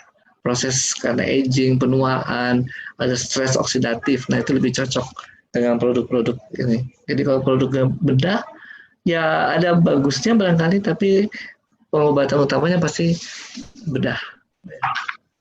Itu hanya untuk, artinya kalau secara sudah dibedah itu kan stresnya banyak ya. Tubuh kita mengalami banyak stres. Nah, itu diselesaikannya dengan SOP maupun Utsukushi. Oke. Oke, next-nya ada lagi. Dok, anak saya didiagnosa sakit anemia aplastik. Terakhir, sebelum pandemi, HB telah normal, tetapi trombosit masih rendah. Selama ini cuma minum SOP aja 2x2. Yang saya tanyakan, apakah perlu ditambah UTSU? Karena selama ini setelah didiagnosa, anak saya nggak pernah minum obat apapun, hanya konsumsi SOP aja. Terima kasih, Dok. Oke, itu mesti konsultasi lagi ke dokter anaknya ya, apa yang harus diberikan, apakah memang cukup dengan konsumsi nutrisi saja ya. Kalau cukup dengan nutrisi saja ya, pemberian SOP dan Utsukushi bisa dilanjutkan ya. SOP sih sebenarnya kalau saya pikir yang lebih apa namanya, lebih penting dalam konteks ini ya. Tapi bukan berarti Utsukushi enggak, karena juga dengan produksi yang relatif sedikit, aplastik itu nggak terbukti, apa namanya, darah itu nggak terbentuk ya. Jadi kenapa pemberian Utsukushi juga bisa bermanfaat, karena dengan produksi yang ada ya, katakan seperti itu, si sel-sel darah putih ini, si sel-sel imun kita dilatih oleh probiotik yang terdapat di Utsukushi. Mungkin ya nggak usah banyak-banyak Utsukushi, mungkin sekali sehari aja ya. Karena memang semuanya juga akan bermain di usus ya. Probiotiknya bermain di usus, kemudian sel-sel dari sum tulang yang mau dilatih juga akan dilatih di sana. Gitu kira-kira, mudah-mudahan cocok jawabannya. Oke, ini saya cuma mau pesan satu buat teman-teman. Ini kan banyak nih pertanyaan yang sama-sama, maksudnya yang tadi udah kira-kira dijawab sama Dr. Revino, sama mungkin udah ada yang beberapa yang nanya juga di awal-awalnya. Mungkin saya nggak bisa bacain ya, karena maksudnya kan nggak enak juga dulu Dr. Revino nanti jawabin pertanyaan yang sama berkali-kali gitu kan, karena maksudnya Anda baru masuk. Kalau mau nanti setelah ini ada rekamannya bisa dilihat lagi ulang. Oke, next-nya ada. Oke, Dok, mau nanya pencerahan. Kalau ginjal divonis kalau ginjal mengecil sebelah dan kata dokter udah nggak berfungsi, mohon pencerahannya. Apakah konsumsi SOP atau UTSU atau dua-duanya? Thank you, Dok. Oke, kasusnya mungkin mesti dipelajari lagi lebih dalam ya, untuk supaya juga semua punya pengertian yang sama, mengecil sebelah dan dampaknya seperti apa. Suppose katakan seperti yang tadi dibicarakan bahwa sudah nggak berfungsi sama sekali. Kenapa kita tetap perlu SOP dan eksekusi? Itu kembali ke pertanyaan dalam slide saya. Kita dalam posisi yang mana nih? Berisiko dan kemudian kita cegah supaya nggak sakit, atau kita sudah sakit tapi nggak mau progres. Ya, dalam posisi ini orang yang dengan cuma ginjalnya tinggal satu, ya ginjal yang satu udah rusak ya udah kita udah nggak bisa ngapa-ngapain. Tapi dia dalam posisi yang berisiko nih. Ya berisiko ini dia harus cegah dong supaya nggak terjadi kerusakan karena bisa jadi gagal ginjal. Dan dia harus minum dua-duanya sekarang, SOP maupun eksekusi. Kenapa? Kan dua-duanya berfungsi di dalam mempertahankan si ginjal ini. Ya satu kali satu sehari aja masing-masing satu. Kalau terasa memberatkan, satu hari satu SOP dan satu eksekusi. Tiap hari terus menerus. Karena itu yang kita harapkan nanti efek antibiotiknya, efek probiotiknya tadi ya itu bisa membantu dan efek regenerasi sel. Oke, ini ada pertanyaan lagi.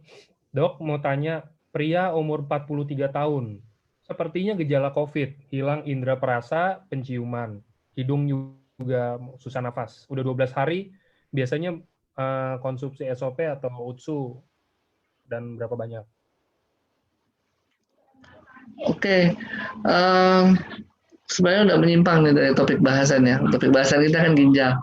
Untuk pasien-pasien yang diduga COVID nih, ya saya punya pengalaman sih, tapi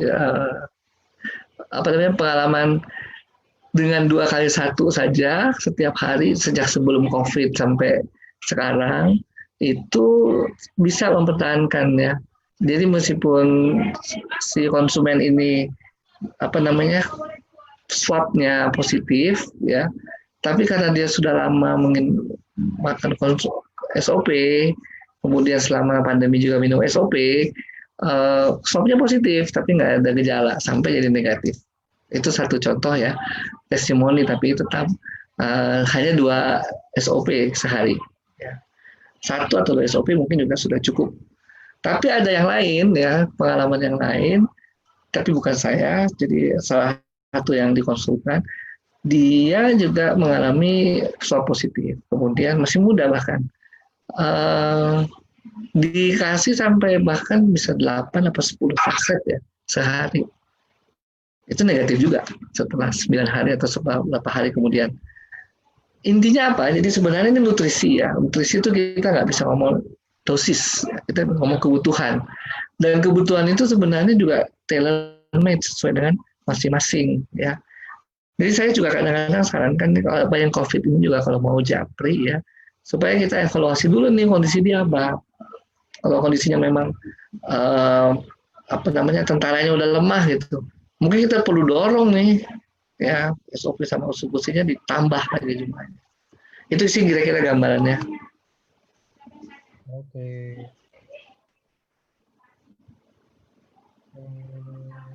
Ini ada yang tanya lagi. Dok, apakah SOP dan eksekusi bisa membantu neurological bladder? Apakah ada efek sampingnya seperti diare dan lain-lain? Thank you. Ya, tadi ya sama dengan ide stroke tadi ya. Jadi itu semua bisa saraf kita itu punya fungsi plastisitas dan itu bisa dilatih. Jadi kalau ditanya bisa berfungsi, bisa membantu, tetap perlu waktu, perlu dosis, atau perlu lama ya. Jadi bukan cuma sesuatu yang instan dan selalu kita latih. Terus pertanyaan tadi apa yang kedua? Apakah ada efek samping? Efek samping, ya sesuai dengan di kemasan, yang paling sering terjadi adalah laksatif. Ya, laksatif itu jadi sifat BAB-nya jadi lebih cair mungkin, lebih encer, lebih lunak, dan lebih sering ya karena bentuknya lebih cair. Itu salah satu efek samping yang mungkin terekam dan banyak. Ya. Yang lain mungkin kadang-kadang ada yang mengalami gatal-gatal dan sebagainya. Kadang-kadang, tapi itu bukan sesuatu yang selalu ada. Oke, ini tentang ginjal lagi. Dok, kalau kencingnya berbusa dan kreatinnya tinggi, perlu tambah konsumsi eksekusi juga nggak, Dok? Kencing berbusa ini ada hasil urinarisisnya nggak nih? Kalau ada hasil pemeriksaan urinnya, kita bisa lebih jelas ada apa sih sebenarnya. Terus perlu tambahan prinsipnya tadi ya, dengan dosis yang awal dianjurkan 2 kali 1, oke, nggak ada permasalahan, dinaikkan aja. Ya, pasti ada sesuatu kenapa kencingnya jadi seperti ini. Mungkin infeksi kali ya. Coba dicek lagi. Oke.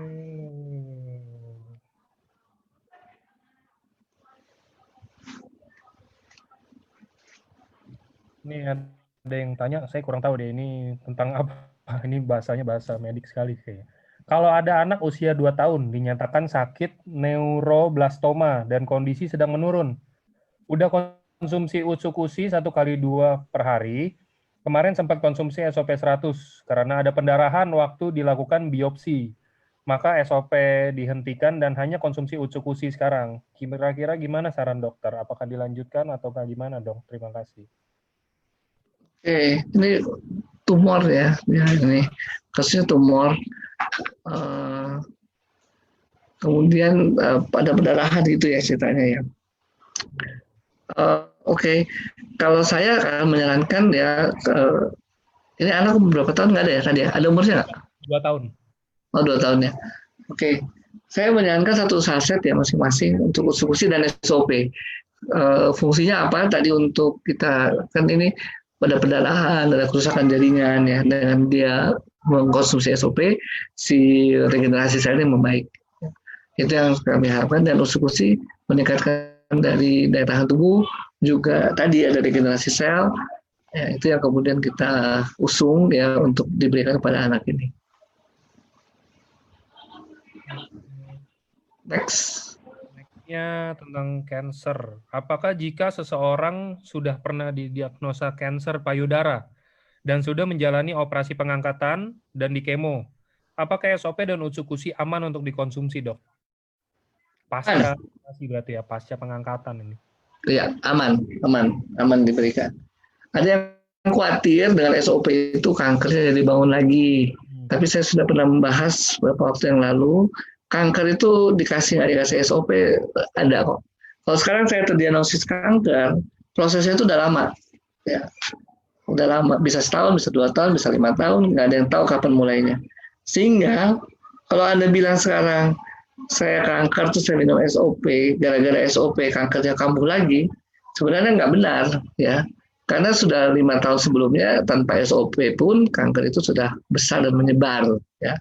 Jadi sekali lagi nggak apa-apa dikasih, nggak masalah ya. Si SOP ini bisa membantu regenerasi jaringan setelah kemo ya, dan antioksidan dari SOP maupun dari Utsukushi bisa saling membantu untuk memperbaiki juga jaringan, mengatasi terhadap stres oksidatif yang dialami jaringan. Oke. Oke, nextnya ini pertanyaannya sedikit panjang, dok. Ini dia hampir bersambung tulisnya.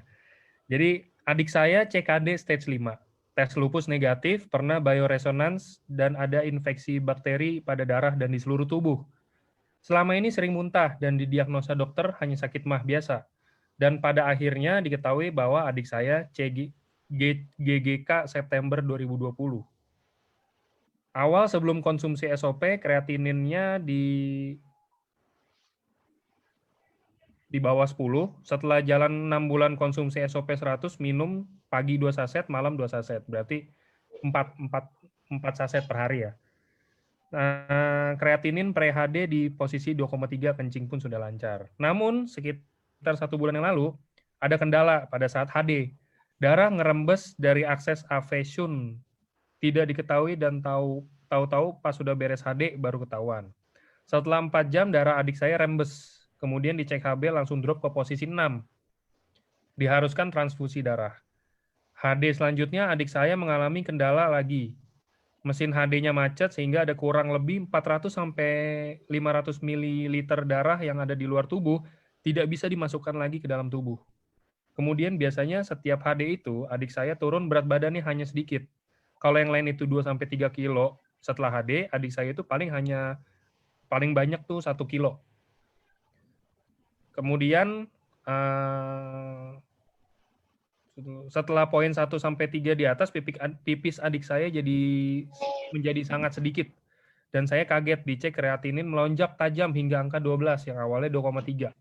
Sekarang sudah 1 bulan jalan dari poin 1 ke 3, PPC sudah lancar. Namun kemarin di USG ukuran ginjal adik saya yang kanan 6,3 cm kali 2,8 cm, tebal korteks 0,8. Ginjal kiri 7,7 kali 3,2 dan tebalnya sama. Echo structure parenkim meningkat dan diferensiasi korteks medula tidak jelas untuk yang kanan dan samar untuk yang kiri. Apakah ini masih normal, Dok? Mohon arahannya harus gimana? Karena saya sudah bersyukur kreatinin udah di 2,3 malah melonjak lagi jadi 12. Saat ini hanya konsumsi SOP 4 saset per hari. Apakah perlu ditambah Utsukushi, Dok? Oke. Kalau ada sih nanti dijawab juga sih ya supaya bisa lebih clear ya. Kalau sekarang kita untuk juga para hadirin semua, jadi yang terjadi pada pasien ini adalah gagal ginjal yang sudah kronis ya, dan kemudian sempat ada perbaikan dan kemudian kembali memburuk lagi. Ini yang harus dievaluasi sebenarnya kenapa ya memburuknya ini. Apakah ada pengobatan yang miss atau kemudian ada infeksi lagi atau apa? Kayaknya sih ada infeksi lagi nih ya kalau tadi. Jadi seperti dalam perjalanan penyakit itu ya kita nggak akan bisa memprediksi bahwa satu ini akan jadi selesai gitu ya, jalan tol mulus semua, nggak akan ada masalah lagi. Jadi tetap fluktuasi penyakit itu akan selalu terjadi ya. Dan itu yang perlu kita antisipasi sebenarnya dari awal ya. Jadi kelihatannya sih kejadian seperti itu ya. Jadi sempat membaik dan kemudian ini naik lagi, ya buruk lagi, mungkin ada infeksi dan sebagainya. Nah sekarang kalau ada infeksi, memang kita penting sih memberikan Utsukushi ya, karena Utsukushi itu meningkatkan daya tahan atau kompetensi dari sel-sel limfosit dan cellular killer cell tadi.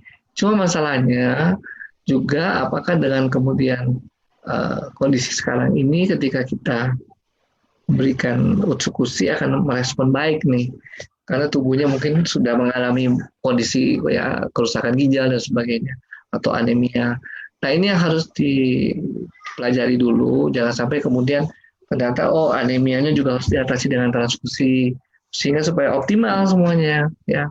Jadi apa namanya, enakan japri sih ya, tapi kondisinya secara umum seperti itu ya para hadirin semua.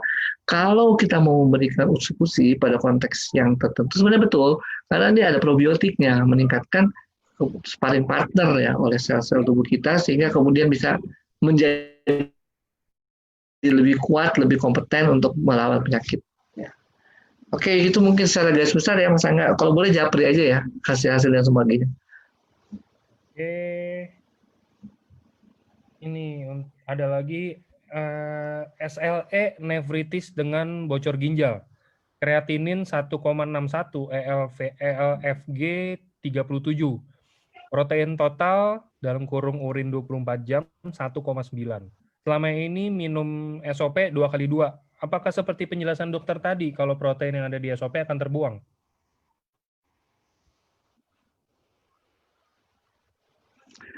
Ya,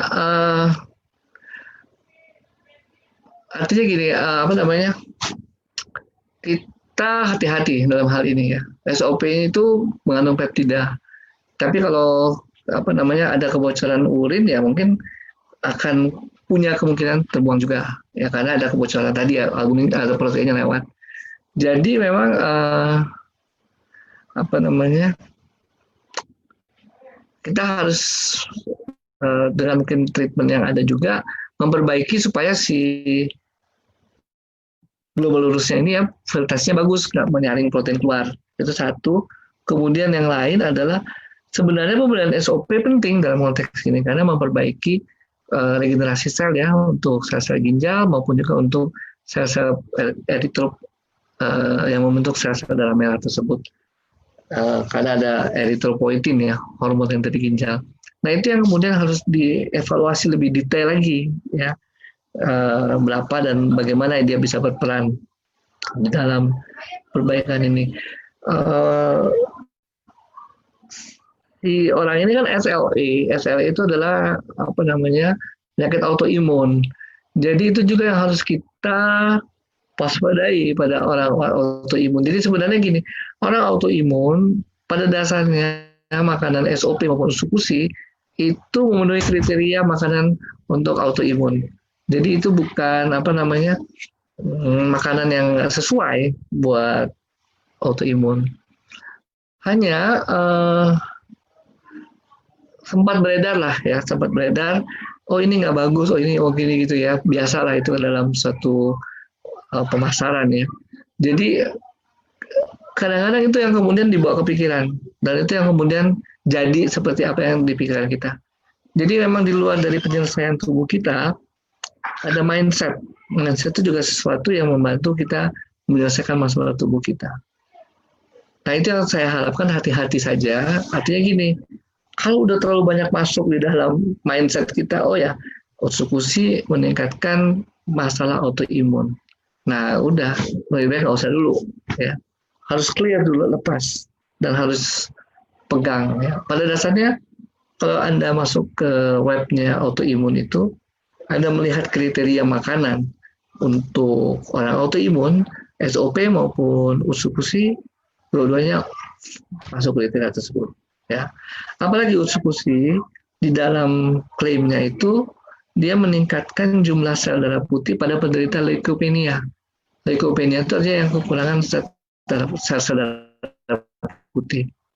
Jadi nggak ada hubungannya sama pembentukan antibody directly, ya. Nggak ada hubungan langsung dengan pembentukan antibody. Sehingga sebenarnya masalahnya sebenarnya jadi berarti produk ini aman lah, ya. Nah khusus pada kasus yang bertanya tadi karena ada SLE, ya sifatnya hati-hati dulu lah, ya. Karena hati-hati itu banyak telepon, ya, banyak suara-suara yang jelek tentang produk A, produk B dan sebagainya, sehingga kemudian tanpa kita sadar kita akan langsung mengasosiasikan ke sesuatu kondisi kita itu oke, situ. Jadi kalau sekarang yang SLE ini SOP aja dulu, usul-usulnya nanti kita coba dialog ya, ngobrol-ngobrol dulu bagaimana kondisi dia saat ini. Oke.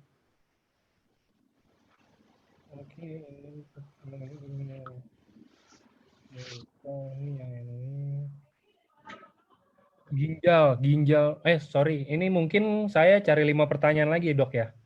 Oke. Saya cari dan pertanyaannya kalau bisa saya dapat yang sesuai dengan topik aja yang ginjal. Ya. Oke. Ini ada ginjal polikistik. Apakah bisa terbantu dengan minum Otsukushi? Dosisnya gimana? Usianya 48 tahun, wanita. Ya. Tadi sudah disebutkan ya, jadi si kista ini kan pembentukan cairan ya dalam apa namanya satu rongga yang sebenarnya nggak bolehnya harusnya nggak ada tuh rongga itu ya. Nah sekarang kita memberikan SOP. Tujuannya apa sih? Dia meregenerasi sel-sel yang rusak tersebut sehingga rongga-rongga itu yang tadinya ada ditutup lagi. Ya itu satu. Kemudian memberikan usukusi. Usukusi juga meregenerasi sel. Ya, fungsi dari hepatocellular growth factor tadi itu yang kemudian kita manfaatkan dalam memperbaiki ginjal yang polisistik ini. Itu kira-kira jalan ininya, jalan atau reasoningnya ya, jalan pemikirannya. Next. Oke. Apakah ginjal yang secara rutin memproduksi batu ginjal bisa terhenti produksi batu ginjalnya dengan konsumsi SOP dan Otsukushi, Dok?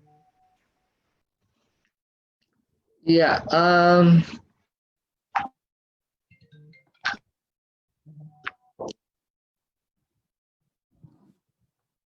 ceritanya kan beda-beda setiap jenis batu ginjal.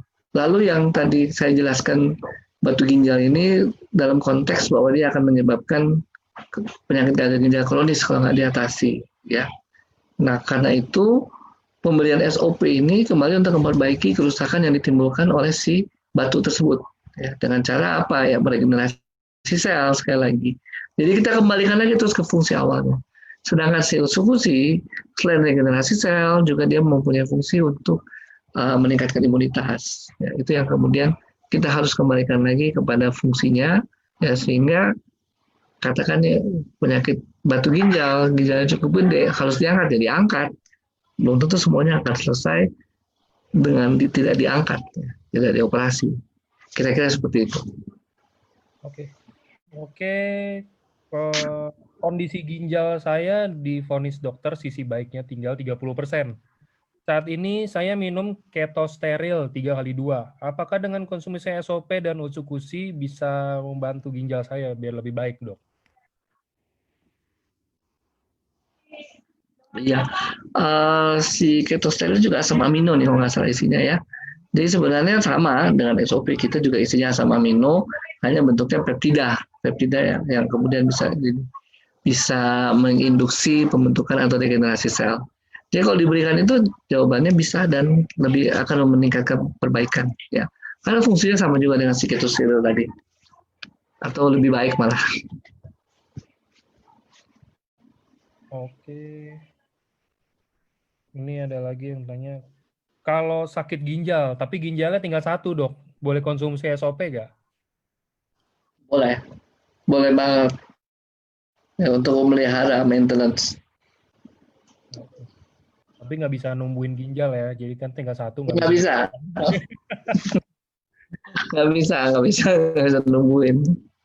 Oke, ini kalau ada masalah mikroalbumin tinggi sekitar 76, apakah SOP-nya itu bisa keluar melalui urin mungkin ya? Karena di darah tidak ada protein keluar dan LFG bagus di atas 96% dan BPC berbusa.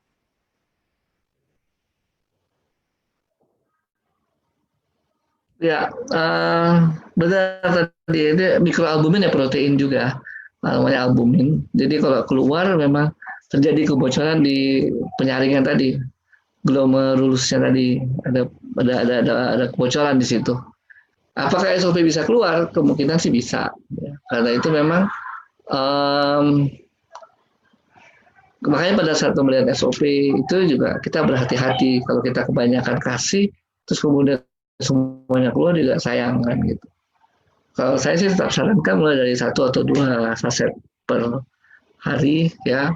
Harapannya tentu setelah diabsorpsi oleh tubuh, kan kalau diminum atau dimakan ya, apa namanya, ditaruh di bawah lidah, nanti masuknya ke hati dulu, dia nggak langsung ke ginjal.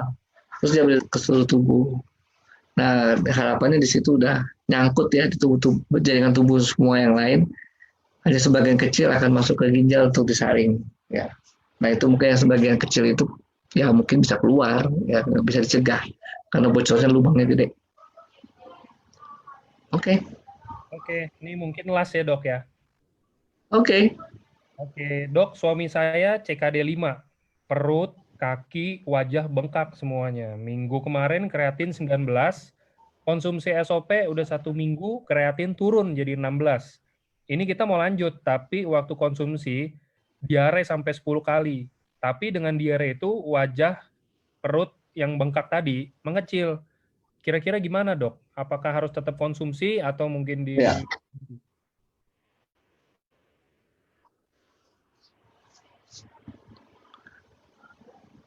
kalau kalau Ya, Dok. putus ya.